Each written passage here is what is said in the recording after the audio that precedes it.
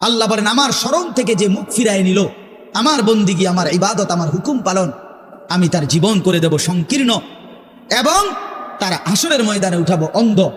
এই জীবন সংকীর্ণ করার একাধিক তাফসির, এর মধ্যে একটা তাফসির হলো এইটা যে আল্লাহ জীবন সংকীর্ণ করে দিবে, মানে তার কবরের মধ্যে তার কবরটাকে একেবারে সংকীর্ণ করে দিবে।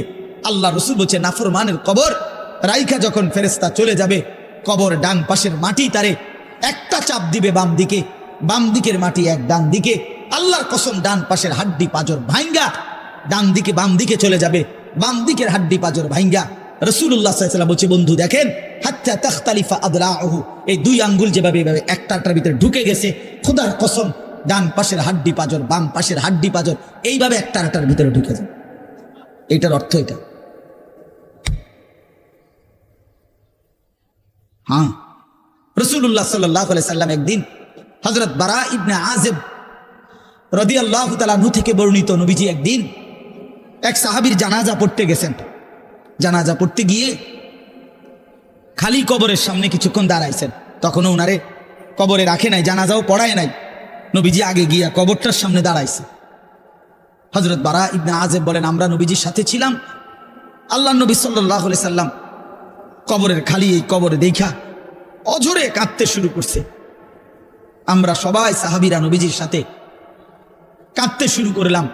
অনেকক্ষণ কাঁইদা নবীজি চোখের পানি মুইছা আজীব কথা বলছে নবী। রাসূলুল্লাহ সাল্লাল্লাহু আলাইহি সাল্লাম সাহাবীদেরকে লক্ষ্য করে বলছে, ইয়া ইখওয়ানি লিমিসলি হাদা ফাআইদু, আমার বন্ধুরা, আমার সাথীরা, এই কবরে যাওয়ার জন্য তোমরাও রেডি হও। ফাআইদু, তোমরাও প্রস্তুতি নাও, অচিরেই তুমি আমি সবাই এই কবরেই পৌঁছে যাইতে হবে। রাসূলুল্লাহ সাল্লাল্লাহু আলাইহি সাল্লাম বলছে, প্রিয় বন্ধু আমার, জওয়ান সাথী আমার, সামান্য এই কয়েকদিনের জওয়ানি নষ্ট না করা, নষ্ট না করা, কোনোভাবেই নষ্ট না করা। তো এই জন্য বললাম এই সূরা মুলক এটা আল্লাহ তাআলা অত্যন্ত ফজিলতপূর্ণ একটি সূরা। রাসূলুল্লাহ সাল্লাল্লাহু আলাইহি সাল্লাম বলছেন এটা কবরের আযাব থেকে রক্ষা করবে। এই সূরা নিয়মিত তাফসীরের মধ্যে আমি নিজে পড়ছি, তাফসীরে কুরতুবীতে আছে। আল্লাহ নবী সাল্লাল্লাহু আলাইহি সাল্লাম বলেন লাওয়াদিত্তু, নবীজি বলেন আমার দিলের আশা, আমার দিলের তামান্না, আমার উম্মতের প্রতিটা মুমিন তার কলিজার ভিতরে, তার জবানে এই সূরা মুলক থাকুক, সূরা মুলক থাকুক। অর্থাৎ রাসূলুল্লাহ সাল্লাল্লাহু আলাইহি সাল্লাম বলতেন আমার প্রতিটা মুমিন বান্দা উম্মত যেন এই সূরা মুলক তেলাওয়াত করে, যেন কবরের আযাব থেকে রক্ষা পায়। নবীজি 5 ওয়াক্ত নামাজের পরে, আল্লাহর কসম ভাই এখানে অনেক উলামায়ে কেরাম আছে, আপনি জিজ্ঞাসা করুন, নবীজি 5 ওয়াক্ত নামাজের পরে, সরদারে দু আলম নবীর তো কোনো গুনাহ নাই, তিনি নিষ্পাপ, তিনি তো জান্নাত উদ্বোধন করবেন। আনা আউয়ালু মান ইয়াকরাউ বাবাল জান্নাহ, নবী বলছে আমি সেই মুহাম্মদ যে প্রথম জান্নাতের দরজা আমি নাড়ব, জান্নাতের কড়া নাড়ব আমি মুহাম্মদ। ভিতর থেকে ফেরেশতা বলবে আপনি কে? আমি বলবো মুহাম্মদ। ফেরেশতা বলবে আনতাজিরুলাক, আমি তো আপনার অপেক্ষাই করছিলাম, আপনি আসবেন বলেই তো অপেক্ষায় ছিলাম, আপনি উদ্বোধন করে দিলেই তো বাকিরা ঢুকবে। তো সেই নবী যিনি জান্নাত উদ্বোধন করবেন, তিনি 5 ওয়াক্ত নামাজের পরে ভাইয়া প্রতিদিন তিনি যেই কথাটা দোয়া করতেন, এর মধ্যে একটা দোয়া এটা, আল্লাহুম্মা ইন্নী আউযু বিকা মিন আযাবিল কবর ওয়া মিন ফিতনাতিল কবর ওয়া মিন ফিতনাতিল মাসীহিদ দাজ্জাল ওয়া মিন ফিতনাতিল মাহইয়া ওয়াল মামাত। আল্লাহ আমি কবরের আযাব থেকে পানাহ চাই। নবীজি নিজে বলতেন। প্রিয় ভাই বাবা আমার, চলেন সবাই নিয়ত করি, নিজেকে গুনাহ থেকে বাঁচানো দরকার, নিজের আল্লাহর নাফরমানি থেকে বাঁচানো দরকার। আল্লাহ তাআলা বলেন ইন্নাল্লাযীনা ইয়াখশাউনা রাব্বাহুম বিল গায়ব, আমি আল্লাহকে না দেখে, আমার কথাগুলো আখিরাত সম্পর্কিত, এগুলোকে না দেখে যারা আমি আল্লাহকে ভয় করে, আখিরাতকে ভয় করে, জাহান্নামকে ভয় করে, কবরকে ভয় করে, আল্লাহ বলেন তাফসীরের মধ্যে লিখছে ভয় করে মানে হলো গুনাহ বর্জন করে। কোন ব্যক্তি আল্লাহকে ভয় করে, খোদার কসম এই কথার অর্থ হলো গুনাহ ছেড়ে দেয়। যে গুনাহ ছেড়ে দেয় সে আল্লাহকে ভয় করে, যে আল্লাহকে ভয় করে সে গুনাহ ছেড়ে দেয়। কোন নাফরমান আল্লাহকে ভয় করে না, আল্লাহকে ভয় করলে গুনাহ করতে পারে না। বুঝেন নাই বাংলা কথাটা? এটা কাগজের এই পিঠ ও পিঠ, কাগজের এই পিঠ ওই পিঠ। এই পিঠে যদি লেখা আছে আল্লাহর ভয়, তো ওই পিঠে লেখা থাকবে গুনাহ বর্জন। যে গুনাহ ছেড়ে দেয় সে অটোমেটিকলি আল্লাহকে ভয় করে, যে আল্লাহকে ভয় করে সে গুনাহ বর্জন করে। এই জন্য তাকওয়ার অর্থ আল্লাহর ভয়, এটার প্রথম অর্থ হইল গুনাহ বর্জন। মান খাশিয়ার রহমান, আল্লাহকে ভয়, এটার প্রথম অর্থ গুনাহ বর্জন, গুনাহ বর্জন। আমার শায়েখ আল্লামা মুফতি মুশতাকুন নবী সাহেব সব সময় চিল্লায় মাহফিলে, অনেক সময় হাজারি করে বলে যে বাপ, গুনাহ আগুন, গুনাহ আগুন, গুনাহ আগুন। প্রতিটা গুনার পিঠে ওই পিঠে আগুন আছে। নারীর প্রতিটা বেপর্দা দৃশ্যের মধ্যে খোদার কসম আগুন জ্বলে। ওই সিনেমার নর্তকীর শরীরে আগুন জ্বলে, ওই নায়িকার শরীরে আগুন জ্বলে, মোবাইলের ওই অস্থির ছবির মধ্যে আগুন জ্বলে, মদের আড্ডায় আগুন জ্বলে, জুয়ার আড্ডায় আগুন জ্বলে, সুদের টাকায় আগুন জ্বলে, ঘুষের টাকায় আগুন জ্বলে, বেপর্দা নারীর শরীরে আগুন জ্বলে। ওইটা রূপ না, ওটা আগুন, ওটা জাহান্নাম, ওটা জাহান্নাম। আল্লাহ তাআলা বলেন ইন্নাল্লাযীনা ইয়াখশাউনা রাব্বাহুম বিল গায়ব, আল্লাহ তাআলা বলেন আমার যে বান্দারা আমার আখিরাত, আমার জাহান্নাম, আমার পরকাল, আমার কবর, এই কথাগুলোকে ভয় করে, আমি আল্লাহকে ভয় করে, না দেখে, না দেখে, আল্লাহ বলেন আমি ওয়াদা দিলাম লাহুম মাগফিরাতুম ওয়া আজরুন কাবীর, আমি তাদের পেছনের সব গুনাহ মাফ করে দেব, আর আমার সবচেয়ে বড় পুরস্কার জান্নাত দিয়ে দেব। এখানে এটা এমন শব্দ না যে কিছু শব্দ তো আছে একটা শব্দের সাথে আরেকটা বলছে অর্থহীন, যেমন কলম টলম, তো এটা সবাই বোঝে যে টলমের কোনো অর্থ নাই। কাগজ টাগজ, তো কাগজের অর্থ নাই। কিন্তু শিক্ষা দীক্ষা এমন না, শিক্ষা শব্দের উল্টা না, এটা এমন না যে এটা শিক্ষার উল্টা কিছু না, এটা আলাদা শব্দ। শিক্ষা দীক্ষা যেমন আমরা অনেক সময় বলি যে নামাজ রোজা, লোকটা নামাজ রোজায় ভালো, তো এর দ্বারা কি শুধু নামাজ আর নামাজের উল্টা শব্দ রোজা না, এটা একটা আলাদা কি আমল। নামাজ একটা ইবাদত, তো রোজা একটা ইবাদত। তো শিক্ষা এটা একটা বিষয়, দীক্ষা এটা একটা বিষয়। শিক্ষা তো তালিম, দীক্ষা এটা তরবিয়ত, আখলাক।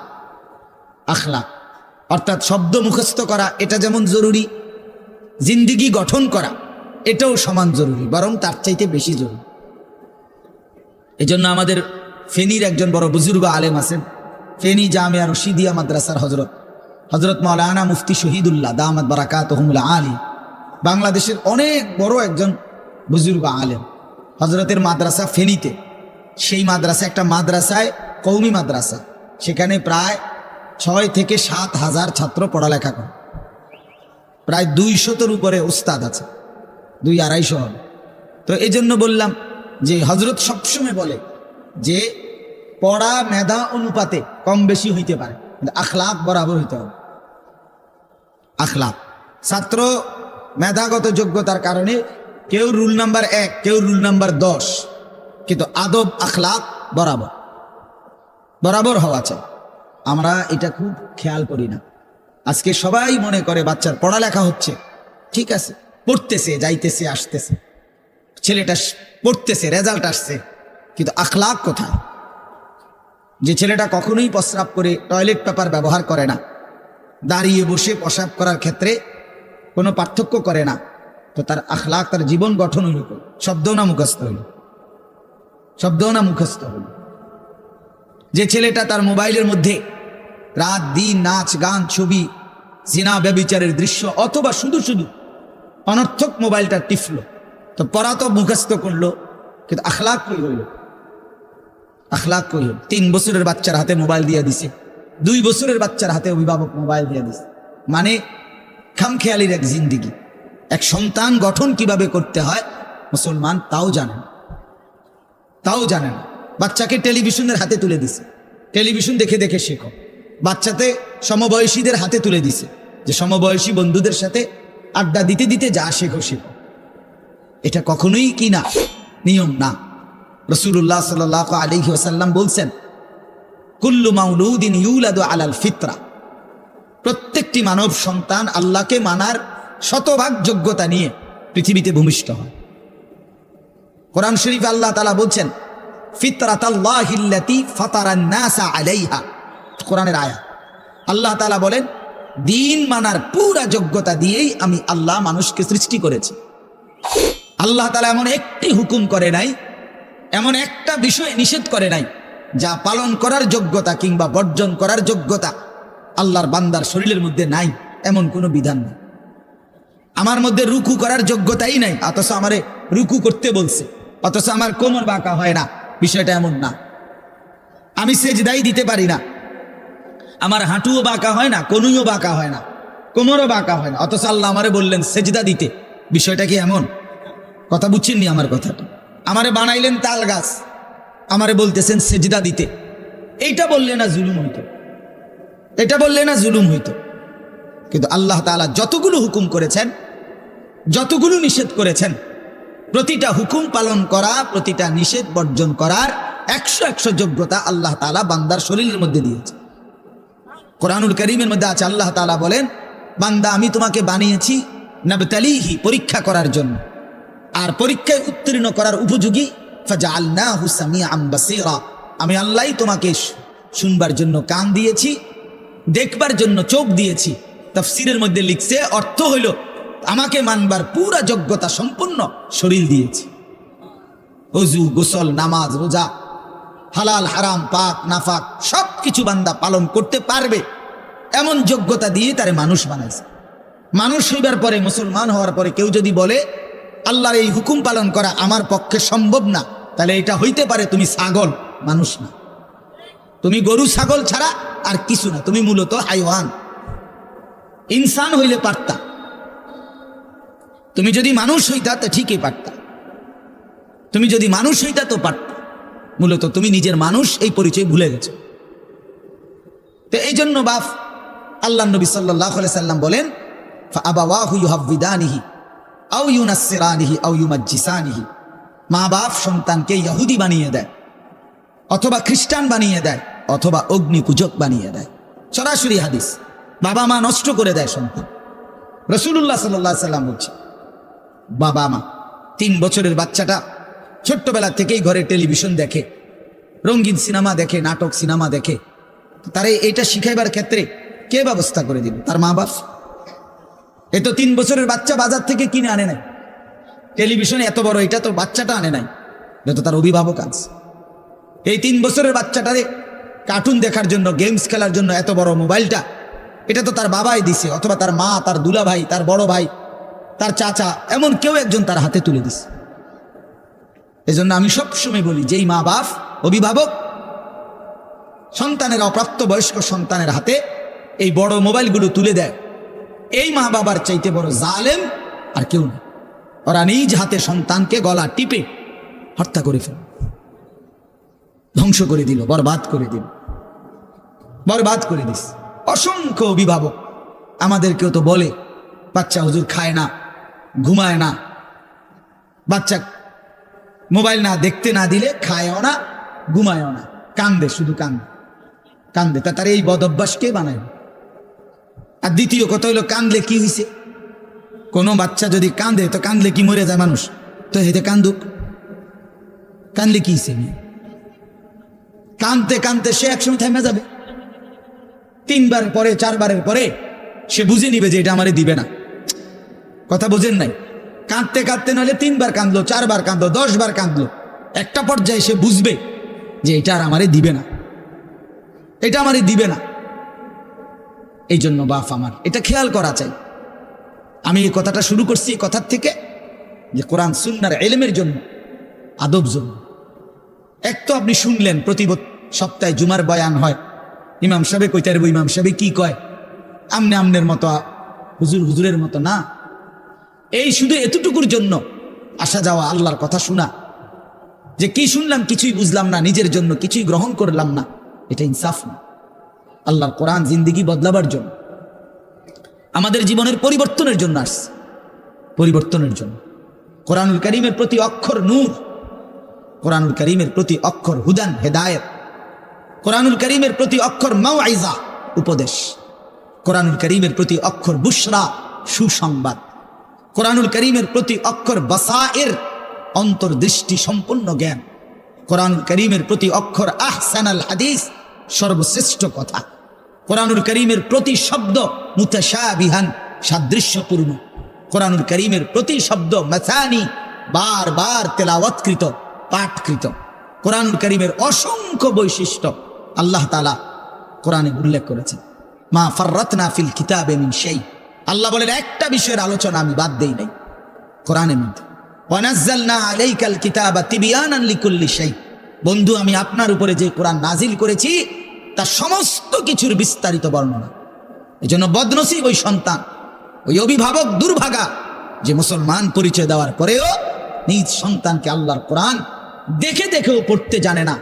আল্লাহর কোরআন দেখে দে, ছোট বাচ্চা হাফেজে কোরআন হয়েছে, এই মাত্র দেখছেন আমরা হাফেজে কোরআন হয়েছে। মুসলমানের সন্তান আল্লাহর কোরআন 30 পারা কলিজার মধ্যে গ্রহণ করছে। আর কি পরিমাণ দুর্ভাগা মুসলমান! আল্লাহর দেওয়া চোখ, আল্লাহর দেওয়া জিহ্বা। আল্লাহ কোরআনে বলছে আলাম নাজআল লাহু আইনাইন, বান্দা আমি কি দুইটা চোখ দেই নাই? ওয়া লিসানান, আমি কি জিহ্বা দেই নাই? ওয়া শাফাতাইন, দুইটা ঠোঁট কি আমি দেই নাই? হাসরের ময়দানে আল্লাহ তাআলা জিজ্ঞেস করবে, বান্দা আমার দেওয়া দুইটা চোখ, আমার দেওয়ার জিহ্বা, আমার দেওয়া ঠোঁট, এত লক্ষ কথা বললা, এত কিছু দেখলা, এত শব্দ উচ্চারণ করলা, পৃথিবীর কত লক্ষ কথা তুমি জীবনে বললা, অথচ আমার কালাম সর্বশ্রেষ্ঠ আসমানি কিতাব মালিকের এই কোরআন, এটা একটু দেখে দেখেও পড়তে পারো না। এর চাইতে বড় বদনসিব আর কে হইতে পারে? এজন্য আমি পরিষ্কার বলি সবসময়, আল্লাহর কোরআন যেই মুসলমান দেখে দেখেও শুদ্ধ পড়তে পারে না, আমার দৃষ্টিতে ওই লোকটা বোবা। আপনি বোবা, মূলত দোস্ত তুমি বোবা। বাকি কথাগুলো না বললেও চলতো, বাকি কথাগুলো না বললেও চলতো, এই পৃথিবী ভোগ করা যেত। বোবা মানুষ যারা, তারা কথা না বলতে পারলেও ভাতও খাইতে পারে, ঘুমও যাইতে পারে, পেশাব পায়খানাও করে, বিয়েও করে, বোবা মানুষের বাচ্চা কাচ্চাও হয়। এরকম দেখছেননি কখনো? না, কথা বলেন না কেন? তাহলে বোবায়ও তো পৃথিবী ভোগ করে। তাইলে বোঝা গেল দুনিয়ার এই ভাত মাছ বিয়া বউ, দুনিয়ার এই যৌন চাহিদা পূরণ আর পেশাব পায়খানার ঘুম, এটুকুর জন্য কথা না বললেও চলতো, অন্ধ হইলেও চলতো, অন্ধ হইলেও চলতো, চোখে না দেখলেও কত মানুষ পৃথিবী ভোগ করতেছে। তাহলে যে জবান আল্লাহর দেওয়া, যে চোখ আল্লাহর দেওয়া, সেই মালিকের কালাম দেখে দেখেও পড়তে পারলাম না। 16 বছর বাচ্চাটা পড়লো, অথবা আপনি পড়াইলেন, একবারও ভাবলেন না হায় আমার সন্তানকে আমি কি পড়াইলাম? একবারও মনে করলেন না? বাফেরই কি হইল, সন্তানের বা কি হলো? হায় মুসলমান, বাফও তো ছিল মুসলমান, ছেলেটাও তো মুসলমান। না বাফের একবার মনে পড়লো, না ছেলের একবার মনে পড়লো, না মায়ের একবার মনে পড়লো, না ছেলেটার একবার মনে পড়লো যে আমার মালিকের কোরআন পড়তে পারি না। পৃথিবীর কত পড়া, দরকারি বেদরকারি মিলাইয়া পৃথিবীর বাকি সমস্ত পড়ালেখার মধ্যে প্রয়োজনীয় অপ্রয়োজনীয় কথার মিশ্রণ। কিছু কথা দরকারি আছে, কিছু কথা বেদরকারি আছে। সমস্ত বাংলা বইয়ের মধ্যে দরকারি কথাও আছে, বেদরকারি কথাও আছে। ইংরেজি বইয়ের মধ্যে দরকারি কথাও আছে, বেদরকারি কথাও আছে। কথা বলেন? হ্যাঁ, রোদ হচ্ছে, বৃষ্টি হচ্ছে, খেকশিয়ালের বিয়ে হচ্ছে, এটা কোনো দরকারি কথা হলো? এটা কিছু শিখার কিছু? এটা হাট্টিমা টিম টিম তারা মাঠে পারে ডিম, এটা কি? এটা কোনো শিখার কিছু? হ্যাঁ, আগডুম বাগডুম ঘোড়া ডুম সাজে, আগডুম কি বাগডুম কি? তার বাপের 14 গোষ্ঠী কইতে পারে বুড়ি আগডুম কি? যে লিখছে এটা অনর্থক কথা। 2 little black birds sitting on a wall, one called Peter, one called Paul. 2টা কাউয়া একটা ওয়ালের মধ্যে বসছে, একটা কাউয়ার নাম হলো পিটার আর একটা কাউয়ার নাম হলো পল। এই হলো কবিতার অর্থ। এটা কি শিখছে ছেলেটা? এখানে কি শিখার? কাউয়া ওয়ালে বসলি কি টিনের সালে বসলি কি? কাউয়া তো কাউয়া, কাউয়া লইয়া আমার দরকার কি? কাউয়া কই বইছে, এটা আমার বাচ্চা শিখতেইব। আমি কি কাউয়ার বাচ্চা? বলেন তো কি অর্থ আছে এটাতে? আর এই পিটার পল এটা সম্পূর্ণ কাফেরের নাম। পিটার এই শব্দ, পল এটা খ্রিস্টানদের নাম, কোন মুসলমানের নাম না। এটা মুসলমানের সন্তান এটা শিখবে কেন? উচ্চারণ শেখার জন্য, কিছু শব্দ শেখার জন্য। তো শব্দ শেখার জন্য ইসলামী কোনো শব্দ নাই। আল্লাহ আমাদেরকে বুঝ দান করে। আমি বইয়ে এখানে বই ঠিক করতাম, বইছি না যে, বুঝলেন না আমার কথাটা? অর্থ এই উদ্দেশ্য, তাহলে আমি বই ঠিক করতে বসিনি। অর্থ একটা উদাহরণস্বরূপ বললাম আর কি। আবার দরকারি কথাও আছে। আমাদের দেশে সেই ছেলে কবে হবে, কথায় না বড় হয়ে কাজে বড় হবে। ফাইন কথা। সকালে উঠিয়া আমি মনে মনে বলি, সারাদিন আমি যেন ভালো হয়ে চলি। চমৎকার কথা। ভোর হলো দৌড় খোলো কুকুমনি উঠোরে, এগুলো তো অন্যায়। এসব কবিতাও তো না, আমরা আমলে না ডিমি পড়তেছি। এখনকার কি আছে আমি জানি না, এগুলো আমার সময় পড়ছি আমরা ছোটবেলায় প্রাইমারিতে। যাই হোক বাপ, অর্থ হইল আল্লাহর কোরআন থেকে সন্তানকে বঞ্চিত করেন না। বঞ্চিত আপনাদের কাছে অনুরোধ, এই যে কয়জন বসছেন, জওয়ান ভাই যারা বসছেন, ভাই আমার স্কুলে পড়েন, কলেজে পড়েন, কোনো অসুবিধা নাই, ঠিক আছে। নতুন করে আবার মাদ্রাসায় ভর্তি হইতে পারবেন না, আমরাও জানি, কিন্তু কোনো একটু সময় বের করে আল্লাহর কোরআন সময় সুযোগ বের করে শেখা সম্ভব। শুক্রবারটা তো অবসর থাকেন, বৃহস্পতিবার বিকাল থেকে তো অবসর থাকেন, শনিবারটা তো অবসর থাকেন। তো একটু আল্লাহর কালাম পড়েন, কোনো একজন আলেমের কাছে, কোনো একজন মসজিদের ইমামের কাছে, কোনো একজন মাদ্রাসার ওস্তাদের কাছে নিজে আলাদা একটু সময় বাইর করেন যে আমার মালিকের কোরআন আমি একটু শুনি, আল্লাহ তাআলার কালাম শুনি। আহা, কোরআনুল কারীমের নূর, এটা যে শুনলো না, সে শুনলোটা কি? সে শিখলো কি, পড়লো কি? মজাই তো পাইলেন, কথা বলার মজাই তো হয় নাই। আমি তো অনেক সময় বলি, আল্লাহর ঘরের কালো গিলাফ আর মদিনার সবুজ গম্বুজ যে দেখে নাই, যেই চোখ, হে দেখলো কি? কালো গিলাফ যে দেখে নাই কাবার, রাসূলুল্লাহর রওজায়ে আতহারের সবুজ গম্বুজের ওই সৌন্দর্য যে দেখে নাই, যেই চোখ, সে জীবনে কি দেখলো? আমার একবার মক্কা শরীফে এক লোক উমরার সময়, বাংলাদেশি এক লোক দৌড়াইয়া আমার আয়সা জড়াইয়া ধরছে, ধরাইয়া কাঁদা দিছে, বলছে হুজুর আমি আপনার এক কথার কারণে হজে আসছি, উমরায় আসছি। আমি বললাম মানে? এই কথাইটা আমি এটা শুনছিও আজ আপনি বলছেন যে এই চোখ কাবার কালো গিলাফ দেখে নাই, রাসূলুল্লাহ সাল্লাল্লাহু আলাইহি সাল্লামের রওজায়ে আতহারের সবুজ গম্বুজ দেখে নাই, সে দেখলো কি? আর এটা আমার দিলে লাগছে যে হ্যাঁ ঠিকই তো, আমি আর কি দেখলাম? তাই তো যেই জবান আল্লাহর নামে নিতে জানে না, মালিকের কোরআনে পড়তে জানে না, তুমি পড়লা কি মিয়া? তুমি কি গোড়ার ঘাস কাটলা মিয়া? বাকি সবগুলো পড়া না হলেও দুনিয়া চলতো মিয়া। মূর্খ বকলম, নাম দস্তখত করতে জানে না, টিপসই দেয় এমন হাজারো মানুষ দুনিয়া ভোগ করতেছে। বাড়ি গাড়ি, নেতাগিরি, মাতবরি, ক্ষমতা, দালান বিল্ডিং, সবটা দুনিয়া ভোগ করছে, অথচ নামটাও সই দিতে জানে না। এমন নাই? বলেন না এমন নাই? তো সে কোন যোগ্যতায় দুনিয়া ভোগ করছে? সে কিভাবে দুনিয়া ভোগ করতেছে? যদি বলেন সে সমাজে তার কোনো মান সম্মান, আরে না মিয়া, বহুত নেতাদের মাতবর সমাজের, সে তো মূর্খ, টাকার জোরে ক্ষমতা দেখাচ্ছে, এমন মানুষ নাই? তো তাইলে এই জন্য বাপ আবারও অনুরোধ করছি আমি, অর্থ হইল অপমান করা না, জেনারেল শিক্ষা নিষেধ করা না।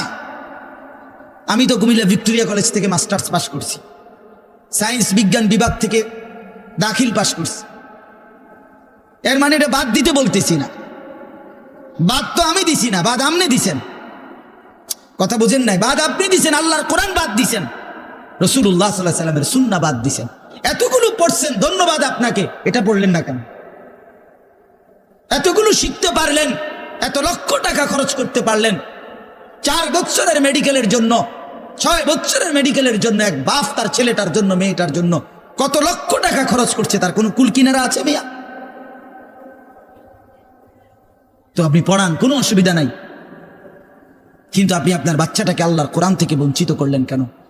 নামাজ থেকে বঞ্চিত করলেন কেন? 2টা সূরা পড়তে জানে না, একটা আত্তাহিয়াতু শুদ্ধ করে বলতে পারে না, দোয়ায়ে কুনুত পড়তে জানে না। একজন মুসলমান বেটা, 40 বছর বয়স, লজ্জা থাকা উচিত বেটা, ওই বেটা শরম থাকা উচিত বেটা।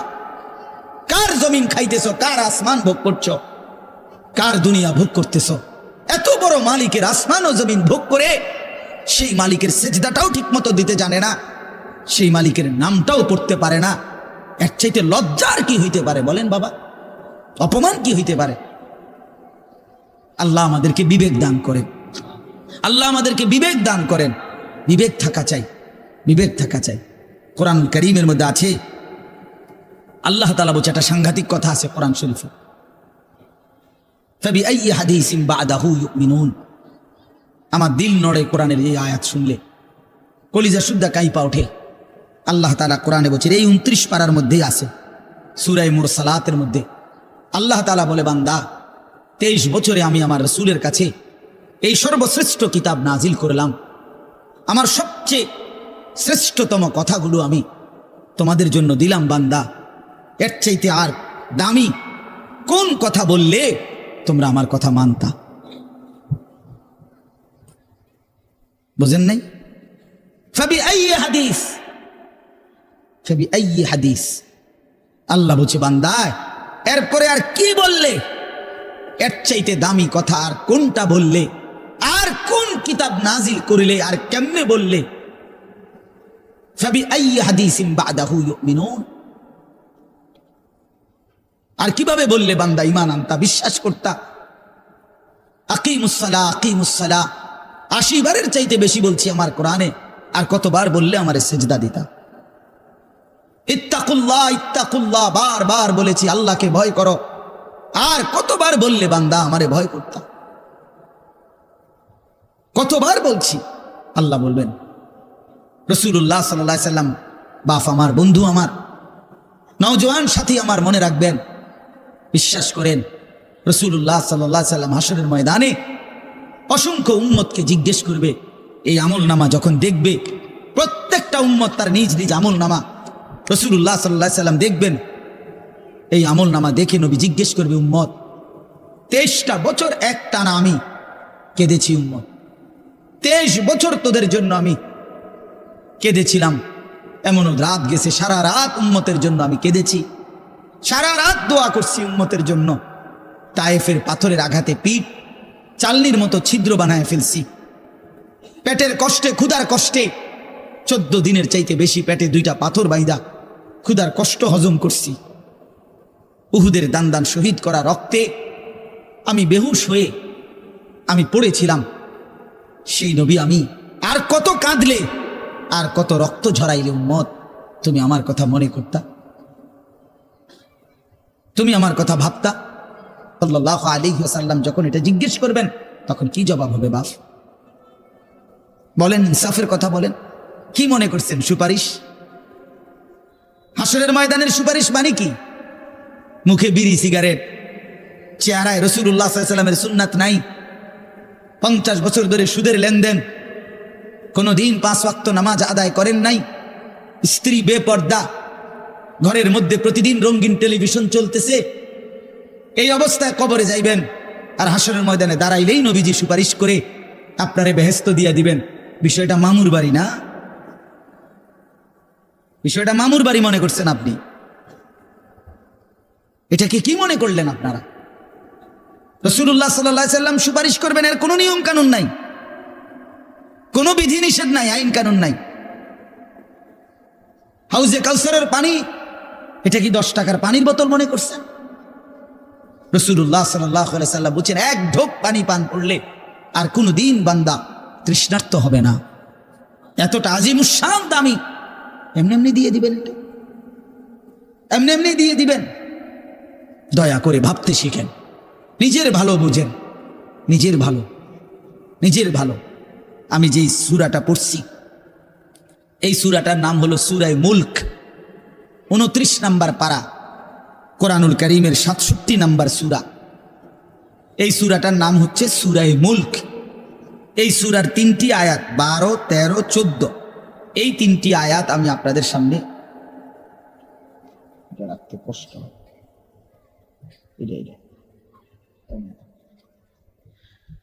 এই 3টি আয়াত আমি তেলাওয়াত করছি। এই আর অল্প একটু সময়ের মধ্যে আমি আপনাদের সামনে এই 3টা আয়াতকে সামনে রেখে কয়েকটা আর কথা বলতে চাই। প্রথম কথা, আপনারা রাগ হইয়েন না আমার, আমি আপনাদেরই অঞ্চলের মানুষ, এখন আপনারাও আমার, আমিও আপনাদের। আল্লাহর কোরআন শিখেন। আমার কথা হলে আমি বলি না যে সবাই সব জেনারেল পড়া বন্ধ করে দেন, অর্থ হলে আপনি একটু সময় বাইর করেন। কথা, যারা চাকরি করেন, ব্যবসা করেন, বুড়া মানুষেরও অনেক বয়স্ক লোক কইলে হুজুর না আর কইয়া লাভ নাই, এই বয়স আমার নাই, বিড়ি খাই না বয়স আছে। হ্যাঁ মাশাআল্লাহ, বিড়ি খাইতে কইলে চা দোকানে গপ মারুন না, বয়স ঠিকই রয়েছে অন। হ্যাঁ এখনো টেলিভিশন 3 ঘন্টা চাইতে কইলে মাশাআল্লাহ কাকুর শরীরে বল আছে। মানুষের বেডির নাচ দেখবো, এতে কোনো লজ্জা শরম নাই। দুনিয়া ভোগ করতে বললে ভাত খাইছে মাত্র, এখন যদি বলেন আবার আপেল খাইবেন নি, হদ পেঁয়াজু খাইবেন নি, চা দোকানে গেছে আর আবার খাবে। দুনিয়া পুরাটা ভোগ করবে, 90 বছরও দুনিয়া ফুরায় না, 90 বছরও আখেরাত মনে পড়ে না। আফসোসের ব্যাপার মিয়া।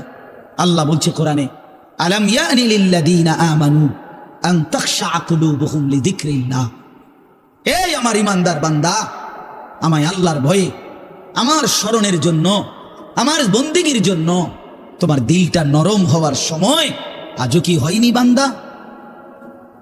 365 দিনে খোদার একটা বছরে যে কোনো দিন ফজরের নামাজ পড়লা না যুবক, তোমারে যেন আল্লাহ ডেকে বলে, হায় বান্দা তাহলে কি আর কোনো দিন নামাজ পড়বা না? 30 বছর ধরে যে কোনো দিন সুদের লেনদেন ছাড়লেন না, হারাম রোজগার করেই গেলেন, আল্লাহ তাআলা যেন ডেকে বলে, বান্দা তাহলে এই নাফরমানি কি আর কোনো দিন ছাড়বা না বান্দা? সিদ্ধান্ত নিয়ে ফেলছো তাইলে আজীবন সুদের উপরেই থাকবা, আজীবন মিথ্যার উপরেই থাকবা, তাহলে কি বান্দা এই ফয়সালা নিয়ে ফেলছো? আজীবন কাস্টমার ঠকাইয়েই যাইবা, ওজনে কমই দিয়ে যাবা, তাহলে কি এই ফয়সালা নিয়ে নিছো? তোমার বিবি আজীবন বেপরদাই থাকবে, তোমার ঘরে অহরহ প্রতিনিয়ত রঙিন টেলিভিশন চলবে নিয়মিত, এই ফয়সালা তোমার? ঠিক আছে বান্দা, কুলু ওয়া তামাত্তাউ কালিলান ইন্নাকুম মুজরিমুন। কোরআন শরীফের আয়াত। আল্লাহ বলছে, নাফরমান বান্দা খাও, দুনিয়া ভোগ করো কিছুক্ষণের জন্য, শুধু মনে রেখো ইন্নাকুম মুজরিমুন, তুমি কিন্তু পাপী। এই কথাটা শুধু মনে রাখো, বাকিটা পরে হইব, ভাত খাও। হ্যাঁ হ্যাঁ, কোরআন শরীফের আয়াত এটা। কুলু ওয়া তামাত্তাউ কালিলান ইন্নাকুম মুজরিমুন। আল্লাহ যেন বলে 8টার সময় যেই নাফরমান নাস্তা খাইতে বসে, আল্লাহ বলে, বান্দা খা, কোনো অসুবিধা নাই, শুধু মনে রাখিস বেঈমান ফজরের নামাজ পড়ো নাই, কথা কান শুধু মনে রাখো, পরে হইব অন খাও। রাত 10টা বাজে যেই নাফরমান ভাত খাইতে বসছে, আল্লাহ তাআলা যেন ডাক দিয়ে বলছে, বেঈমান খা, ভাত খা, খানা আমি আটকাইতাম না, শুধু মনে রাখিস এশার নামাজ পড়স নাই, ভাত খা বেঈমান, খানা আটকাবো না, খানা আমি জন্তু জানোয়াররেও খাওয়াই, তোরে খাওয়াবো না কেন? খানা আমি কুকুর বিড়ালরেও খাওয়াই, খানা আমি গরু ছাগলরেও খাওয়াই, তোরে দেব না কেন বান্দা? খা, শুধু মনে রাখবি ইন্না আ'তাদনা লিল কাফিরিনা সালাসিলা ওয়া আগলালাম ওয়া সাঈরা। আল্লাহ বলে, প্রতিটা নাফরমানের জন্য আমি রেডি রাখছি আগুনের শিকল এবং আগুনের বেড়ি এবং জাহান্নামের আগুন। 1 নাম্বার 70 জিরাআন, 70 হাত লম্বা আগুনের শিকল দিয়ে জাহান্নামীকে হাসরের ময়দানে আল্লাহর ফেরেশতা বাঁধ দিবে। 1 2 নাম্বার 2টা হাত। দোস্ত দেখেন শুধু আমার দিকে, সূরা ইয়াসিনে আছে, ইন্না জাআলনা ফি আ'নাকিহিম আগলালান ফাহিয়া ইলাল আদকানি ফাহুম মুকমাউন। এটার অর্থ হলো এই যে হাসরের ময়দানে প্রত্যেকটা পাপী নাফরমানকে ফেরেশতা 2 হাত আলগি দিয়া এইভাবে ঘাড়ের সাথে বাঁধ দিয়া ধইরা, এই 2 থুতনির নিচে 2 হাত এভাবে দিয়া এইভাবে বাঁধ দিয়া, আল্লাহর কসম, রব্বে কাবার কসম করে বললাম, এইভাবে বাঁধ দিবে। আর কোনোদিন বেঈমান চোখটাও নিচের দিকে নামাইতে পারবে না, কারণ এই থুতনি তো উঠাই দিছে উপরের দিকে, এটা দিয়ে ঠেলা দিয়া। এটা অর্থ হলো আগলালাম। এই আয়াতের, সূরা ইয়াসিনের এই আয়াতের অর্থ এটাই, ইন্না জাআলনা ফি আ'নাকিহিম আগলালাম। আল্লাহ বলছে, বান্দা আমি দেখাবো। আল্লাহ ডাক দিয়ে বলে, ভাই আমারও তোমারও, জওয়ানকেও বুড়োকেও। আল্লাহ বলে, বান্দা কি মনে করছো আমি রহমান না? ঠিক আছে, তুমি কি এটা শোনো নাই আমি যে কাহ্হার? তুমি তো শুনছো আমি রাহিম, তুমি কি শোনো নাই আমি জব্বার? আমি যুনতিকাম, আমি প্রতিশোধ গ্রহণকারী, আমি সারিউল হিসাব, দ্রুত হিসাবকারী, আমি জব্বার, আমি প্রবল প্রতাপান্বিত, কাহ্হার, আমি মুতাকাব্বির, আমি বারি। তুমি জানো না আমার একটা নাম শুনলা, আমার দয়ার নামটা শুনলা, আমি যে শাস্তি দেব সেটা শোনো নাই? কি ভাইয়া, কোরআনুল কারীমের মধ্যে জান্নাতের বর্ণনা যেমন আছে, জাহান্নামের বর্ণনা নাই? কথা বলেন না কেন? তো সেগুলো কার জন্য? সেগুলো কার জন্য? মা সালাকাকুম ফি সাকার ক্বালু লাম নাকু মিনাল মুসাল্লিন। একবারে সোজা বাংলা দেখেন, জাহান্নামী জাহান্নামে চিৎকার করবে, জাহান্নামের ফেরেশতা ডাক দিয়ে বলবে, বেঈমান জাহান্নামে কেন আসলি? ক্বালু লাম নাকু মিনাল মুসাল্লিন। নাফরমান বলবে, বন্ধু ফেরেশতা ভাই, আমি দুনিয়াতে নামাজি ছিলাম না। কি ছিলাম না? সরাসরি কোরআনের আয়াত।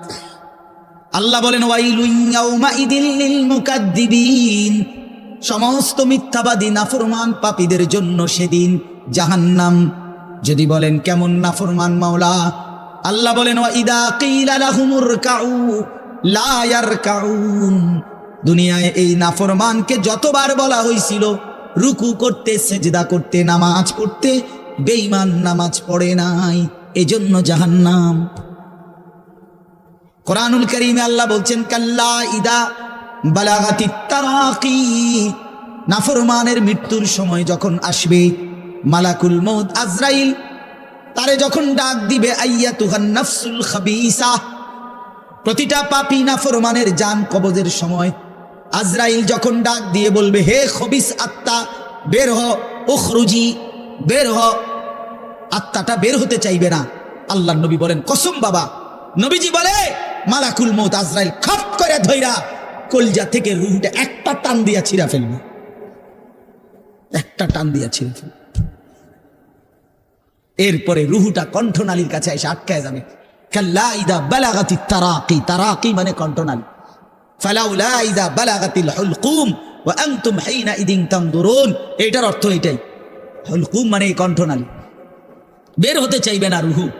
আজরাইল তখন ধরে টাইনা হেসরাইয়া ছিঁড়া ছিন্ন ভিন্ন করে বেঈমান নাফরমানের কলজা ছিঁড়া ফেলবে, রুহু ছিঁড়ে ফেলবে, এরপরে শরীর থেকে বের করে নিয়ে আসবে। আরে বন্ধু, এই কোরআনে আছে, আল্লাহ নিজে বলছে, এমন নির্মম মৃত্যু হলো কেন? এই নাফরমানের মউত এত কঠিন হলো কেন? তার কলজা ছিঁড়া ফেলছে, রুহু ছিঁড়ে ফেলছে, এমন মৃত্যু হলো কেন? আল্লাহর কসম বাপ আমারেও বলি, আপনারেও বলি, আল্লাহ কোরআনে সরাসরি বলছে, এমন ভয়ানক মৃত্যু হলো কেন? ফালা সাদ্দাকা ওয়ালা সাল্লা। কারণ এই নাফরমান আমি আল্লাহর কথায় বিশ্বাস করে নাই, ওয়ালা সাল্লা, এবং নামাজ পড়ে নাই, নামাজ পড়ে নাই, নামাজ পড়ে। হ্যাঁ, বেনামাজি সন্তান মনে রাখো, বাদ দুগা খাইতে এলে খুব মাতবর, মোবাইল একখান টিপে, মোটরসাইকেল একখান চালায়। হ্যাঁ, বাহ বাহ বাহ বাহ বাহ বাহ বাহ। আর কি, আর ধরে কে? আমার একটা মোটরসাইকেল আছে, আমার একটা মোবাইল আছে, আমার কিছু বন্ধু আছে যারা আমার সারাক্ষণ অসৎ সঙ্গ দেয়। যখনই আমার সমস্ত নাফরমানি মন চায়, কিছু অসৎ বন্ধু মিলে যায়, যে বন্ধুরা আমার সারাক্ষণ চরিত্রহীনতা শিখায়, অসভ্যতা, নোংরামি, অশ্লীলতা, বেহায়াপনা শিখায়। এমন কিছু বন্ধু যার মিলে গেছে, একটা মোটরসাইকেল মিলে গেছে, একটা মোবাইল মিলে গেছে, তো নারীর ছবি, আড্ডা, জিনা, ব্যভিচারের দৃশ্য, মদের আড্ডা, জুয়ার আড্ডা, নারীর আড্ডা, নারীর আলাপ, অথবা মোবাইলের অস্থির ছবি দেখা, এই জিন্দিগি মুসলমান। এর জন্যই আল্লাহ তাআলা আমাদেরকে মুসলমানের ঘরে বানাইছিলেন। এই জন্যই আমার বাবা মুসলমান, এই জন্যই আমার মা মুসলমান। আল্লাহ আপনি মাফ করে দেন, ইনসাফের সাথে ভাইবেন। অনেক নওজোয়ান ভাই, সবাইরে অনুরোধ করলাম, দোস্ত আমার, ইনসাফের সাথে ভাইবেন, নিজেরে নষ্ট করেন না। ছেলেরা আমার, ভাইয়া নিজেরে নষ্ট করো না ভাই, নওজোয়ান ভাই নিজেরে নষ্ট করো না। শেষ পর্যন্ত কেউ নাই, শেষ পর্যন্ত একদিন, দিন শেষে, রাত শেষে দেখবেন আমার সাথে কেউ নেই, আমি একাই, আমি একাই। একদিন কবর আমার সব সম্পর্ক ছিন্ন করে দিবে, একদিন মৃত্যু আমাকে সব ভুলায় দিবে, সব ভুলায় দিবে। তো এই সূরাটার নাম হলো সূরা মুলক। এটা কোরআন শরীফের অত্যন্ত ফজিলতপূর্ণ একটা সূরা, মাত্র 30টা আয়াত এই সূরার মধ্যে। আল্লাহ নবী সাল্লাল্লাহু আলাইহি ওয়াসাল্লাম বলছেন, এই সূরাটি যে নিয়মিত তেলাওয়াত করবে, আল্লাহ নবী বলেন, তুমজিহি মিন আযাবিল কবর, এই সূরা মুলক তাকে কবরের আযাব থেকে রক্ষা করবে। এটাই সূরার ফজিলত। এজন্য আলহামদুলিল্লাহ উলামায়ে কেরাম, আমাদের মাদ্রাসাগুলোর তালিবে ইলম এবং আল্লাহওয়ালা বুজুর্গানে দ্বীন সব সময় রাত্রিবেলা ঘুমের আগে আগেই এই সূরা মুলক তেলাওয়াত করে। এই 4-5 মিনিট সময় লাগে, কিন্তু এই সূরার বড় ফজিলত হলো আল্লাহ নবী সাল্লাল্লাহু আলাইহি সাল্লাম বলেন এই সূরা কবরের আযাব থেকে রক্ষা করবে, কবরের আযাব থেকে রক্ষা করবে। আমার ভাই, আমার বন্ধু, রাসূলুল্লাহ সাল্লাল্লাহু আলাইহি সাল্লামের অগণিত হাদিস এই কথার প্রমাণ করে যে কবরে আযাব হবে। হাসরের আযাব তো আছেই, জাহান্নামের আযাব তো আছেই, কবরেও আযাব হবে। মেন বিচার তো হবে হাসরের ময়দানে, তার আগেই আযাব হবে কবরে। আপনারা সহজ বাংলায় বুঝবেন। আসামি যখন ধরে ফেলে তখন মামলার হিয়ারিং তো চলে, মামলার শুনানি তো চলে, কিন্তু সে কারাগারে ঠিকই আটকায় রয়েছে। কারাগারের কষ্ট যন্ত্রণা সে হাজতি হিসেবে ভোগ করতে থাকে। আবার যখন মামলার রায় হয় তখন সে আবার আসামির পরে হিসাব পরে, কিন্তু কষ্ট লাঞ্ছনা এটা তো তার শুরু হয়ে যায়। যদিও এখনো বিচার শেষ হয় নাই, বিচার প্রক্রিয়াধীন। 10 দিন, 50 দিন, 20 দিন, 1 মাস পর পর মামলার ডেট পরে শুনানি হয়, কিন্তু সে তো থাকে কারাগারে, সে তো থাকে কারাগারে। তো আল্লাহ পাক রব্বুল আলামিন বলেন নাফরমান সে তো হাসরের ময়দানে বিচার হবে চূড়ান্ত, কিন্তু কবর থেকেই আযাব শুরু, কবর থেকেই আযাব শুরু। রাসূলুল্লাহ সাল্লাল্লাহু আলাইহি সাল্লাম খুব বেশি হাদিসের মধ্যে আছে একজন বিখ্যাত সাহাবী, আপনারা সবাই ওনার নাম জানেন, ইসলামের 3য় খলিফা হযরত ওসমান রাদিয়াল্লাহু তাআলা আনহু। কিতাবের মধ্যে আছে, আমরা নিজে আত-তাযকিরা, আমার কাছে কিতাব আছে আরবি, ইমাম কুরতুবী রাহমাতুল্লাহ লিখিত কিতাব, ওখানে আছে হযরত ওসমান রাদিয়াল্লাহু তাআলা আনহু যখন কোনো কবরের সামনে দাঁড়াইতেন তো প্রচন্ড কাঁদতেন, ভীষণ কাঁদতেন। হাত্তা ইয়াবুল্লা লিহিয়াতাহু, কাঁদতে কাঁদতে উনার দাড়ি ভিজে যেত। তো উনার সাথীরা জিজ্ঞেস করতেন, হযরত আপনি জাহান্নামের কথা বললেও এত কাঁদেন না, অথচ কবরের দেখলে এভাবে কাঁদেন কেন? তো তিনি বলতেন, ইন্নাল কবরা আউয়ালু মানাজিল আখিরা, শোনো কবর হচ্ছে আখিরাতের প্রথম ঘাঁটি। ফা ইন নাজা মিনহু ফামা বাদাহু আইসারু মিনহু, যদি কোনো ব্যক্তি এই কবরের ঘাঁটিতে বাইচা যায় পরবর্তী সবগুলো ঘাঁটি তার জন্য সহজ। ওয়া ইন লাম ইয়ানজু মিনহু ফামা বাদাহু আশাদ্দু মিনহু, এই কবরে এই ঘাঁটিতে যে জিততে পারবে না, বাঁচতে পারবে না, তো পরবর্তী সবগুলো ঘাঁটি তার জন্য তার চাইতে বেশি কঠিন। এই কথার কারণে আমি ভয় পাই, কবর দেখলে আমার মনে পড়ে, হায় আমি এই কবরের আযাব থেকে বাঁচবো কিনা, এই ভয়ে আমার কাঁদতে থাকি। তো এরপরে তিনি বলছেন, হযরত উসমান রাদিয়াল্লাহু তাআলা আনহু বর্ণনা করেন যে আল্লাহর নবী সাল্লাল্লাহু আলাইহি সাল্লাম বলছেন, আমার ভাই খেয়াল করে শুনেন, নবীজি নিজে বলছেন, আল্লাহ রাসূল সাল্লাল্লাহু আলাইহি সাল্লাম জীবনে কোনোদিন একটা শব্দ বানায়া বলছেন? কথা বলেন। অতিরিক্ত বলছেন, বেশতি বলছেন, শুধু ভয় দেখানোর জন্য বলছেন না, তামাশা করে বলছেন? এটা আপনাদের ইয়াকিন তো? কথা বলেন না। আল্লাহ নবী সাল্লাল্লাহু আলাইহি সাল্লাম বলেন, মা রাআইতু মানজারান কাত্তু ইল্লা ওয়াল কবরু আফজাউ মিনহু। রাসূলুল্লাহ বলেন, হযরত ওসমান বর্ণনা করেন যে আমি নবীজির জবানে শুনছি, নবীজি বলছেন, হে আমার উম্মত, আল্লাহর কসম উম্মত, কবরের চাইতে অধিক ভয়ানক কোন আযাবের দৃশ্য আমি রাসূল মুহাম্মদ দেখি নাই, আমি দেখি। রাসূলুল্লাহ সাল্লাল্লাহু আলাইহি সাল্লাম বলছেন। প্রিয় ভাই আমার, আল্লাহ নবী সাল্লাল্লাহু আলাইহি সাল্লামের সরাসরি হাদিস, যে ব্যক্তি খবরের 3টা প্রশ্নের জবাব দিতে পারবে না, রাসূলুল্লাহ সাল্লাল্লাহু আলাইহি সাল্লাম বলেন আল্লাহ তাআলার পক্ষ থেকে তখন ফেরেশতাদের কাছে ঘোষণা আসবে, আফরিশুহু মিনান নার ওয়ালবাসুহু মিনান নার ওয়াফতাহু লাহু বাবান ইলান নার। আমার এই নাফরমান বান্দার কবরে জাহান্নামের বিছানা বিছিয়ে দাও, জাহান্নামের পোশাক পরিয়ে দাও, আর জাহান্নাম বরাবর তার জন্য কবর থেকে দরজা খুলে দাও। ফেরেশতারা যখন এই কার্যক্রমটা শেষ করবে, প্রথম জাহান্নামের বিছানা বিছায় দিছে, পোশাক পরায় দিছে, জাহান্নাম বরাবর দরজা খুলে দিছে, আল্লাহ নবী সাল্লাল্লাহু আলাইহি ওয়াসাল্লাম বলেন একজন ফেরেশতা এসে তখন ফায়ুদরাবু লাহু বিমিতরাকাতিন মিন হাদিদিন, নবীজি সাল্লাল্লাহু আলাইহি ওয়াসাল্লাম বলেন তখন একটা লোহার হাতুড়ি, লোহার গুর্জ, লোহার হাতুড়ি দিয়ে একজন ফেরেশতা তাকে একটা আঘাত করবে।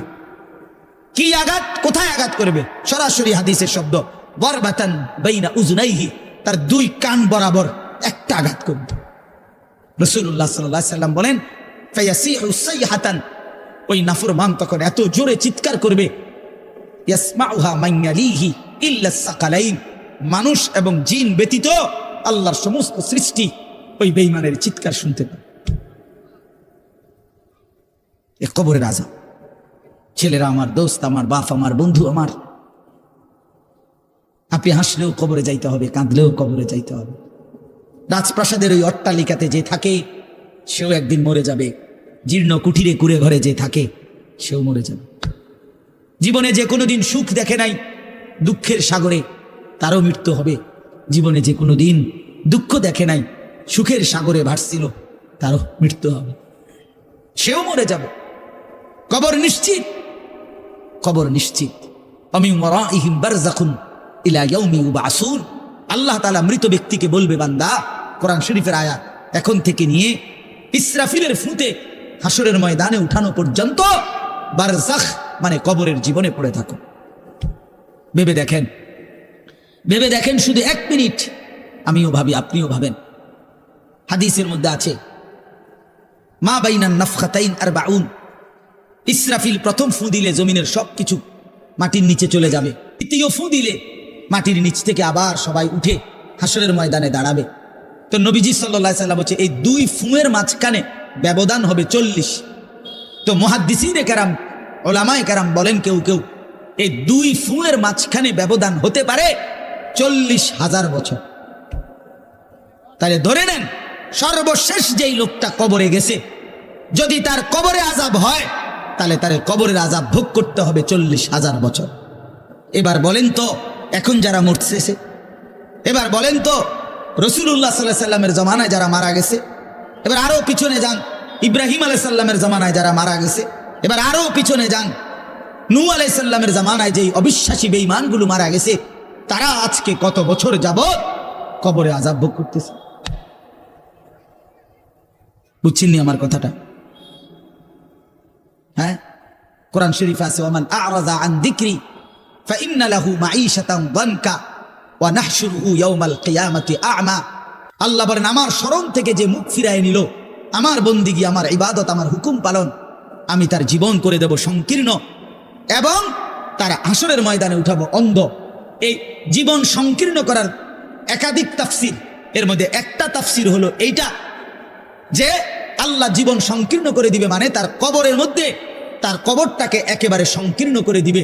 আল্লাহ রাসূল বলছে নাফরমানের কবর রাইখা যখন ফেরেশতা চলে যাবে, কবর ডান পাশের মাটি তারে একটা চাপ দিবে বাম দিকে, বাম দিকের মাটি এক ডান দিকে। আল্লাহর কসম ডান পাশের হাড্ডি পাঁজর ভাঙ্গা ডান দিকে বাম দিকে চলে যাবে, বাম দিকের হাড্ডি পাঁজর ভাঙ্গা। রাসূলুল্লাহ সাল্লাল্লাহু আলাইহি ওয়াসাল্লাম বলছে বন্ধু দেখেন হাত্তা তাখতালিফা আদলাউহু, এই 2 আঙ্গুল যেভাবে একটার ভিতরে ঢুকে গেছে, খোদার কসম ডান পাশের হাড্ডি পাঁজর বাম পাশের হাড্ডি পাঁজর এইভাবে একটার ভিতরে ঢুকে যায়। এইটার অর্থ এটা। হ্যাঁ, রাসূলুল্লাহ সাল্লাল্লাহু আলাইহি সাল্লাম একদিন হযরত বারা ইবনে আযিব রাদিয়াল্লাহু তাআলা আনহু থেকে বর্ণিত, নবীজি একদিন এক সাহাবীর জানাজা পড়তে গেছেন। জানাজা পড়তে গিয়ে খালি কবরের সামনে কিছুক্ষণ দাঁড়াইছেন, তখনও ওনারে কবরে রাখে নাই, জানাজাও পড়ায় নাই। নবীজি আগে গিয়া কবরটার সামনে দাঁড়াইছে। হযরত বারা ইবনে আযিব বলেন আমরা নবীজির সাথে ছিলাম। আল্লাহর নবী সাল্লাল্লাহু আলাইহি সাল্লাম কবরের খালি এই কবরে দেখা অঝরে কাঁদতে শুরু করছে। আমরা সবাই সাহাবীরা নবীজির সাথে কাঁদতে শুরু করলাম। অনেকক্ষণ কাইদা নবীজি চোখের পানি মুইছা আজীব কথা বলছে নবী। রাসূলুল্লাহ সাল্লাল্লাহু আলাইহি ওয়াসাল্লাম সাহাবীদেরকে লক্ষ্য করে বলছে ইয়া ইখওয়ানি লিমিসলি হাদা ফাআইদ্দু, আমার বন্ধুরা, আমার সাথীরা, এই কবরে যাওয়ার জন্য তোমরাও রেডি হও। ফাআইদ্দু, তোমরাও প্রস্তুতি নাও, অচিরেই তুমি আমি সবাই এই কবরেই পৌঁছে যাইতে হবে। রাসূলুল্লাহ সাল্লাল্লাহু আলাইহি ওয়াসাল্লাম বলছে প্রিয় বন্ধু আমার, জওয়ান সাথী আমার, সামান্য এই কয়েকদিনের জওয়ানি নষ্ট না করা, নষ্ট না করা, কোনোভাবেই নষ্ট না করা। তো এই জন্য বললাম এই সূরা মুলক এটা আল্লাহ তাআলা অত্যন্ত ফজিলতপূর্ণ একটি সূরা। রাসূলুল্লাহ সাল্লাল্লাহু আলাইহি সাল্লাম বলছেন এটা কবরের আযাব থেকে রক্ষা করবে। এই সূরা নিয়মিত তাফসীরের মধ্যে আমি নিজে পড়ছি, তাফসীরে কুরতুবীতে আছে। আল্লাহ নবী সাল্লাল্লাহু আলাইহি সাল্লাম বলেন, লাওয়াদিত্তু, নবীজি বলেন আমার দিলের আশা, আমার দিলের তামান্না, আমার উম্মতের প্রতিটা মুমিন তার কলিজার ভিতরে, তার জবানে এই সূরা মুলক থাকুক, সূরা মুলক থাকুক। অর্থাৎ রাসূলুল্লাহ সাল্লাল্লাহু আলাইহি সাল্লাম বলতেন আমার প্রতিটা মুমিন বান্দা উম্মত যেন এই সূরা মুলক তেলাওয়াত করে, যেন কবরের আযাব থেকে রক্ষা পায়। নবীজি 5 ওয়াক্ত নামাজের পরে, আল্লাহর কসম ভাই, এখানে অনেক ওলামায়ে কেরাম আছে, আপনি জিজ্ঞাসা করুন, নবীজি 5 ওয়াক্ত নামাজের পরে, সরদারে দু আলম নবীর তো কোনো গুনাহ নাই, তিনি নিষ্পাপ, তিনি তো জান্নাত উদ্বোধন করবেন। আনা আউয়ালু মান ইয়াকরাউ বাবাল জান্নাহ, নবী বলছে আমি সেই মুহাম্মদ যে প্রথম জান্নাতের দরজা আমি নাড়বো, জান্নাতের কড়া নাড়বো আমি মুহাম্মদ। ভেতর থেকে ফেরেশতা বলবে আপনি কে? আমি বলবো মুহাম্মদ। ফেরেশতা বলবে আনতাজিরুলাক, আমি তো আপনার অপেক্ষাই করছিলাম, আপনি আসবেন বলেই তো অপেক্ষায় ছিলাম, আপনি উদ্বোধন করে দিলেই তো বাকিরা ঢুকবে। তো সেই নবী যিনি জান্নাত উদ্বোধন করবেন, তিনি 5 ওয়াক্ত নামাজের পরে ভাইয়া প্রতিদিন তিনি যেই কথাটা দোয়া করতেন, এর মধ্যে একটা দোয়া এটা, আল্লাহুম্মা ইন্নী আউযু বিকা মিন আযাবিল কবর ওয়া মিন ফিতনাতিল কবর ওয়া মিন ফিতনাতিল মাসীহিদ দাজ্জাল ওয়া মিন ফিতনাতিল মাহইয়া ওয়াল মামাত। আল্লাহ আমি কবরের আযাব থেকে পানাহ চাই। নবীজি নিজে বলতেন। প্রিয় ভাই, বাবা আমার, চলেন সবাই নিয়ত করি, নিজেকে গুনাহ থেকে বাঁচানো দরকার, নিজের আল্লাহর নাফরমানি থেকে বাঁচানো দরকার। আল্লাহ তাআলা বলেন, ইন্নাল্লাযীনা ইয়াখশাউনা রাব্বাহুম বিল গায়ব, আমি আল্লাহকে না দেখে, আমার কথাগুলো আখিরাত সম্পর্কিত, এগুলোকে না দেখে যারা আমি আল্লাহকে ভয় করে, আখিরাতকে ভয় করে, জাহান্নামকে ভয় করে, কবরকে ভয় করে, আল্লাহ বলেন তাফসীরের মধ্যে লিখছে ভয় করে মানে হলো গুনাহ বর্জন করে। কোন ব্যক্তি আল্লাহকে ভয় করে, খোদার কসম এই কথার অর্থ হলো গুনাহ ছেড়ে দেয়। যে গুনাহ ছেড়ে দেয় সে আল্লাহকে ভয় করে, যে আল্লাহকে ভয় করে সে গুনাহ ছেড়ে দেয়। কোন নাফরমান আল্লাহকে ভয় করে না, আল্লাহকে ভয় করলে গুনাহ করতে পারে না। বুঝেন নাই বাংলা কথাটা? এটা কাগজের এই পিঠ ও পিঠ, কাগজের এই পিঠ ওই পিঠ, এই পিঠে যদি লেখা আছে আল্লাহর ভয়, তো ওই পিঠে লেখা থাকবে গুনাহ বর্জন। যে গুনাহ ছেড়ে দেয় সে অটোমেটিকলি আল্লাহকে ভয় করে, যে আল্লাহকে ভয় করে সে গুনাহ বর্জন করে। এই জন্য তাকওয়ার অর্থ আল্লাহর ভয়, এটার প্রথম অর্থ হইল গুনাহ বর্জন। মান খাশিয়ার রহমান, আল্লাহকে ভয়, এটার প্রথম অর্থ গুনাহ বর্জন। আমার শায়েখ আল্লামা মুফতি মুশতাকুন নবী সাহেব সব সময় চিল্লায় মাহফিলে, অনেক সময় হাজারি করে বলে যে বাপ, গুনাহ আগুন, গুনাহ আগুন, গুনাহ আগুন। প্রতিটা গুনার পিঠে ওই পিঠে আগুন আছে। নারীর প্রতিটা বেপর্দা দৃশ্যের মধ্যে খোদার কসম আগুন জ্বলে। ওই সিনেমার নর্তকীর শরীরে আগুন জ্বলে, ওই নায়িকার শরীরে আগুন জ্বলে, মোবাইলের ওই অস্থির ছবির মধ্যে আগুন জ্বলে, মদের আড্ডায় আগুন জ্বলে, জুয়ার আড্ডায় আগুন জ্বলে, সুদের টাকায় আগুন জ্বলে, ঘুষের টাকায় আগুন জ্বলে, বেপর্দা নারীর শরীরে আগুন জ্বলে। ওইটা রূপ না, ওটা আগুন, ওটা জাহান্নাম, ওটা জাহান্নাম।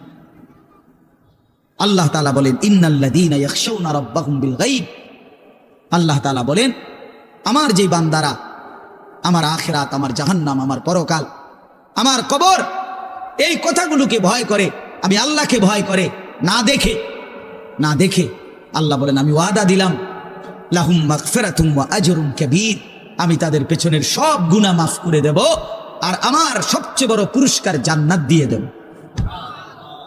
এরপরে আল্লাহ বলেন ওয়া আসিররু কাওলাকুম আবিজহারু বিহি ইন্নাহু আলিমুম বিযাতিস সুদূর। মানুষের 3টা অবস্থা কথার ক্ষেত্রে, মানুষ তার অভিব্যক্তির ক্ষেত্রে 3টা অবস্থা হয়। মানুষ কখনো জোরে কথা বলে, মানুষ কখনো আস্তে কথা বলে গোপনে, আর কখনো মানুষ অন্তরে জল্পনা কল্পনা করে, ঠিক না? এই 3টাই অবস্থা। তো আল্লাহ তাআলা বলেন, এনে একটা ছোট্ট তাফসীরের মধ্যে আছে, মক্কার কুরাইশরা, কাফেররা নবীজির বিরুদ্ধে দিবানিশি ষড়যন্ত্র করত, বুঝছেন? তো ষড়যন্ত্র করতে বইলে মাঝে মধ্যে এই বেকুবরা বইলে কইতো আস্তে কো, আস্তে, এই আস্তে কো বেটা, আসিররু, আস্তে কথা বলো, কাই লা ইয়াসমা রব্বা মুহাম্মদ, মুহাম্মদের খোদা যেন শুনতে না পায়। শুনলে কি অসুবিধা হইব? হেরাই বলতো শুনলে জিবরাইলের কাছে কইয়ে দিব, হে আবার মুহাম্মদের কাছে এসে করবো, একেবারে ফেঁসে করবো।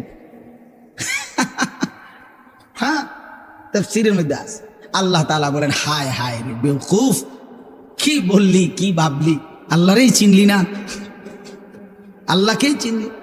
হ্যাঁ, অনেক নওজোয়ান হ্যাঁ বেচারা ইয়ারফোন লাগাইলে মনে করে কেউ শুনে না, না ইয়ারফোন লাগাইলেছে আর কি, বুঝেন নাই, কানের মধ্যে দুইটা বল্টু লাগাইছে, খালাস, আর তো দুনিয়ার কেউ শুনে না। আরে না ফরমান, দুনিয়ার কেউ শুনে না সেটা তো কথা না, আর শাজিম মালিক তো শুনে। ওয়া আসিররু কাওলাকুম আবিজহারু বিহি, রব্বুল আলামিন বলেন তোমরা যদি আস্তে কথা বলো, আবিজহারু বিহি, যদি জোরেও কথা বলো, ইন্নাহু আলিমুম বিদাতিস সুদূর, আল্লাহ বলে শুধু এই দুইটা না বান্দা, আস্তে বলো, জোরে বলো, অথবা অন্তরের ভিতরে যা লুকায়িত করো, আমি আল্লাহ সবটাই পুরাপুরি জানি।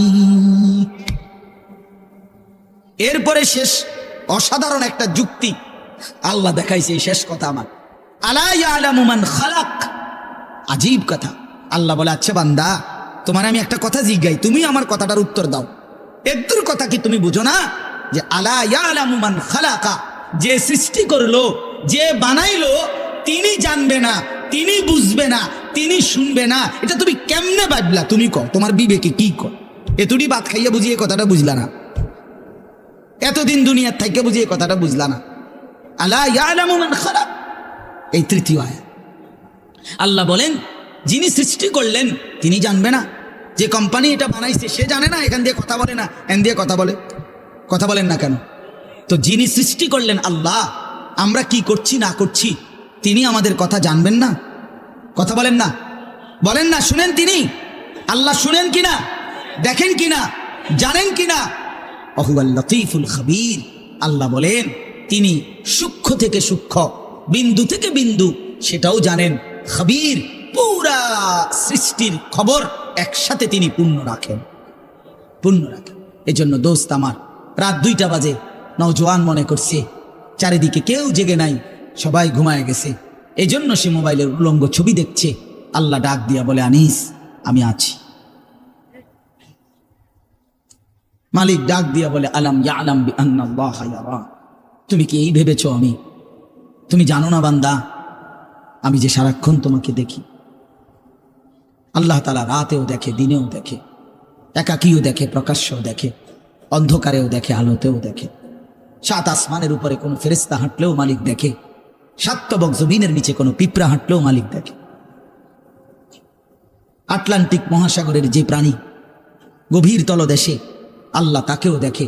হিমালয়ের সুউচ্চ চূড়ায় যে প্রাণী, আল্লাহ তাকেও দেখে, তাকেও দেখে। ওয়া ইয়ালামু মা ফিল বাররি ওয়াল বাহর, জলে স্থলে যা আছে আল্লাহ বলেন সব তিনি জানেন। ওয়া মা তাসকুতু মিন ওয়ারাকাতিন ইল্লা ইয়ালামুহা, একটা গাছের পাতাও যদি পড়ে আল্লাহ বলেন আমি তাও জানি। ওয়ালা হাব্বাতিন ফি যুলুমাতিল আরদ, মাটির তলদেশে যেই চারা দানা বীজ তোমরা রোপণ করছো, বপন করছো, আল্লাহ বলে কোন দানা কোন চারা আমি তাও জানি। ওয়ালা রাতবিন ওয়ালা ইয়াবিসিন, শুকনায় কি আছে, ভিজাতে কি আছে আমি সব জানি। ইল্লা ফি কিতাবিম মুবিন, ওহ মালিক বলে শুধু জানি না রে বান্দা, বরং আমি সব কিছু আমার তাকদীরে লৌহে মাহফুজের মধ্যে স্পষ্ট করে লিখে রাখছি, লিখে রাখছি, লিখে রেখেছি। অতএব বাপ আমার, বন্ধু আমার, দয়া করে মেহেরবানি করে এই মাহফিলগুলো আসলে আপনাদের কাছে কোনো 23 বছরের পুরা ইসলাম বুঝানো, একদিনে 1 ঘন্টা, এটা না। অর্থ হলো বিবেকটা জাগানো, অনুভূতিটা একটু জাগানো, ঠিক না? একটু যেন মানসিকতাটা বাড়ে, একটু মানসিকতাটা যেন পারে। দুনিয়া ভুলেন, আখেরাত ফিকির করে, আখেরাতের ফিকির করে, আখেরাতের ফিকির করে। যুবক ভাই নিজের ক্ষতি করেন না, নওজোয়ান ভাই নিজের ক্ষতি করেন। আল্লাহর ওয়াস্তে ভাইয়া, চরিত্রহীনতার এই জিন্দেগি সুখ দেয় না। কোনো পাপী সুখে নাই, কোনো হারামখোর, কোনো মদখোর, কোনো গাঁজাখোর, ফুট্টাখোর, বাবাখোর, ডাইলখোর, ইয়াবাখোর, একটা নাফরমান সুখে নাই, সুখে নাই। কোনো বেপরদা নারী সুখে নাই। আমি চ্যালেঞ্জ করলাম, কোন হারামখোর, সুদখোর, গাঁজাখোর একটাও সুখে নাই, একটাও সুখে নাই, একটাও সুখে নাই। কোন নাফরমান সুখে থাকে না বন্ধু। সেজদাতে সুখ আছে, আল্লাহকে ডাকলে সুখ আছে, আল্লাহকে ডাকলে সুখ আছে, মালিকের সেজদায় সুখ আছে। এজন্য চলেন ইনশাআল্লাহ নিয়ত করি আল্লাহকে ডাকবো ইনশাআল্লাহ। হারাম ছেড়ে দেই, আল্লাহর নাফরমানি ছেড়ে দেই। আল্লাহ আমাদের সবাইকে কবুল করে নেন। আমার ভাই, আপনাদের কাছে আমার একটা ছোট্ট অনুরোধ, আজকে আমাদের যে মেহমান এসেছেন, আলহামদুলিল্লাহ আমার অনেক অনেক মহব্বতের মানুষ হযরত মাওলানা হারিসউদ্দিন সাহেব দামাত বারাকাতুহুমুল আলিয়া, অনেক সুন্দর বয়ান করে। আমি তো কতক্ষণ দমকাইয়া এক কিনার করে লাগছে, আপনার মনে একটা কাজ্জা লাগছে, বুঝছেন না, একটা ঝগড়া লাগছে যে এরুম হয়েছে। এইটা তো কোনো ওয়াজ না, এটা কোনো ওয়াজের জাতো না, কিন্তু ওয়াজ শুনবেন এখন ইনশাআল্লাহ। আপনাদের কাছে অনুরোধ, হযরত মাওলানা হারিসউদ্দিন দামাত বারাকাতুহুম, তিনি আমাদেরও শ্রদ্ধেয়, আমাদের বয়স্ক, আমাদের চাইতো প্রবীণ আলেমে দ্বীন। আজকে বহুদিন যাবৎ আল্লাহর কথা চারদিকে বলে বেড়াচ্ছেন। তা আলহামদুলিল্লাহ মাওলানা সাহেব হযরত এখানে এসেছেন।